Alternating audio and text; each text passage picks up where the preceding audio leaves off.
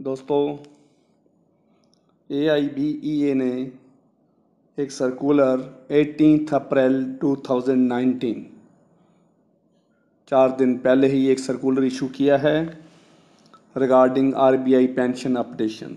Reserve bank of India में pension update हो गई है, ये आप सभी को पता है। उसके बारे में AIBA ने बात करी है अपने सर्कुलर में, और AIBA ये चाहती है कि कमर्शियल बैंक, नेशनलाइज्ड बैंक्स के एम्प्लॉइज़ को, रिटायरीज़ को भी उसी पैटर्न पर पेंशन मिल जाए। और उसके लिए उन्होंने बातचीत की, ऑफ़र भी लगाई है।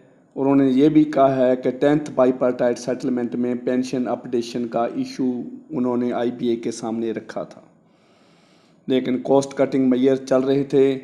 कॉस्ट इंक्रीज़ होने के कारण उन्होंने IBA ने इस ऑफ़र को रिजेक्ट किया था, हमारे साथ पेंशन के ऊपर बातचीत नहीं करी थी।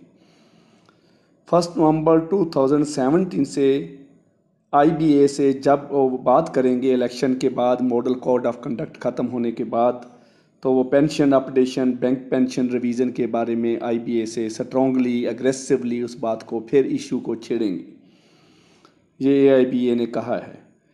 और अब RBI की जो पेंशन अपडेशन हुई है वो 1997 से 2012 तक के रिटायरीज़ के बारे में है जिनको एरियर पे नहीं हुआ है। ये कंडीशन भी साथ है, जिनको किसी तरह का कोई एरियर पे नहीं हुआ, उनकी पेंशन रिवीज़न इस पैटर्न से हो जाएगी, और उनका जो एरियर मिलेगा वो पेंशन जो रिवाइज़ होगी मार्च 2019 से सभी तरह की पेंशन इंक्रीज़ जो है वो मिल जाएगी।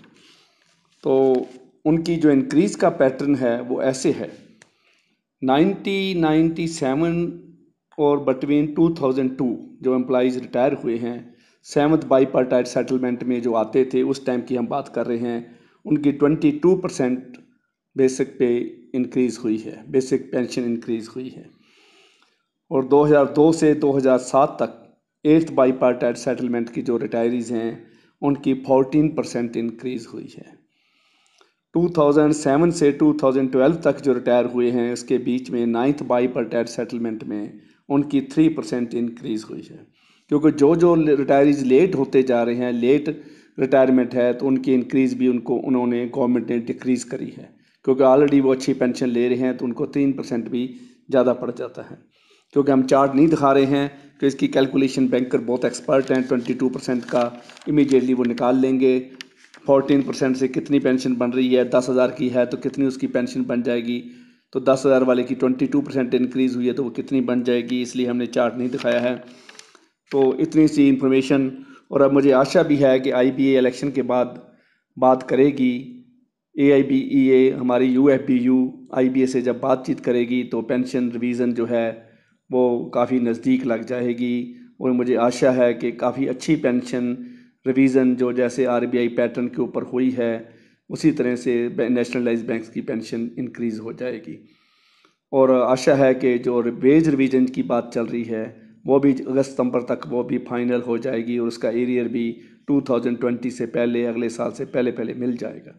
तो इतनी सी इन्फॉर्मेशन मैं आपके साथ शेयर करने वाला था। तो रिज़र्व बैंक के लिए, एम्प्लॉइज़ के लिए, रिटायरीज़ के लिए डाटा थोड़ा बेनिफिशियल है, और नेशनलाइज्ड बैंक्स भी इसी तरह की होप करें कि उनकी पेंशन रिवीजन भी इसी तरह से होगी।